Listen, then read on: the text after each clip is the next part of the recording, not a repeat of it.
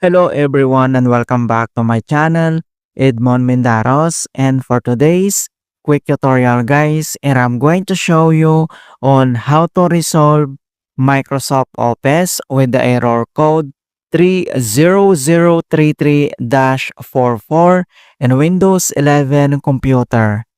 And this error is among the issues that Windows users experience at times of installations.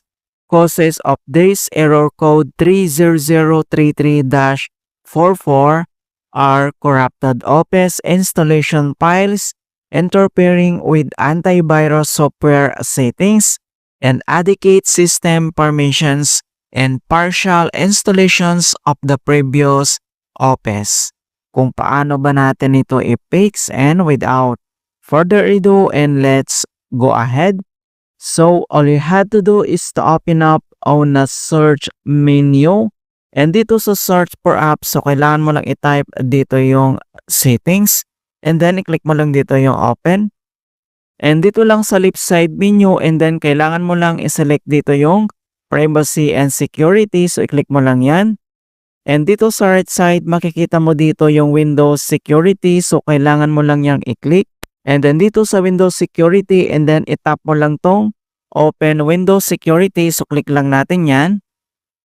And then dito sa Windows Security Settings, and then kailangan mo lang i-select dito yung Virus and Threat Protections dito sa left side menu. So, click mo lang yan.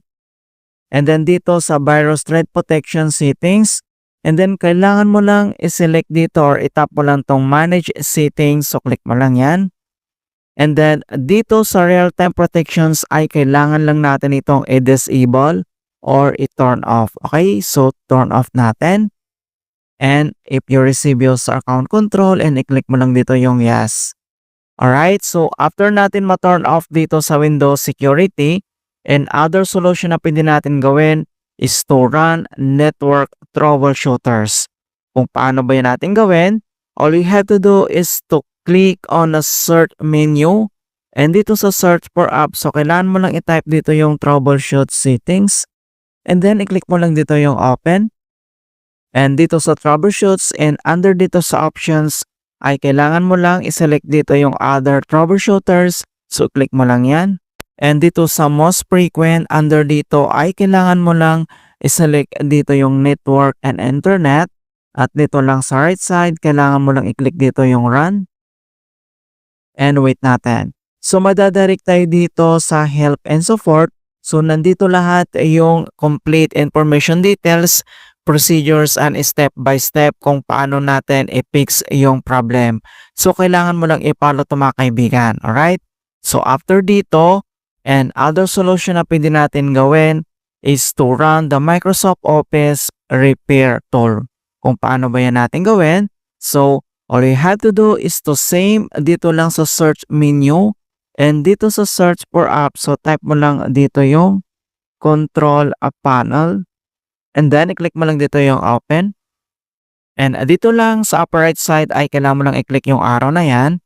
And then select mo lang dito yung large icon para makita mo lahat yung settings.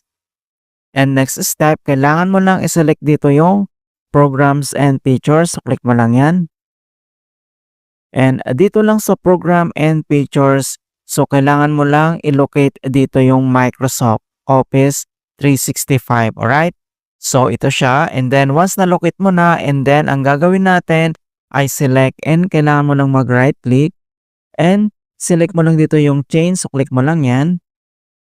If you receive user account control, and i-click mo lang dito yung yes. Alright.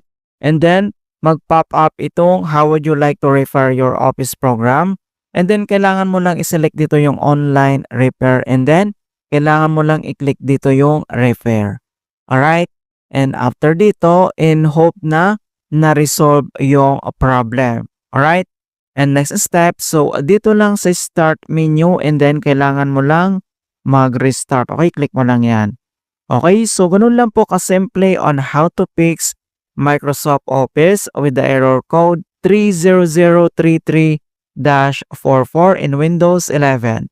And please don't forget to like this video, subscribe to my channel for more quality content. Thank you guys and see you in my next tutorial.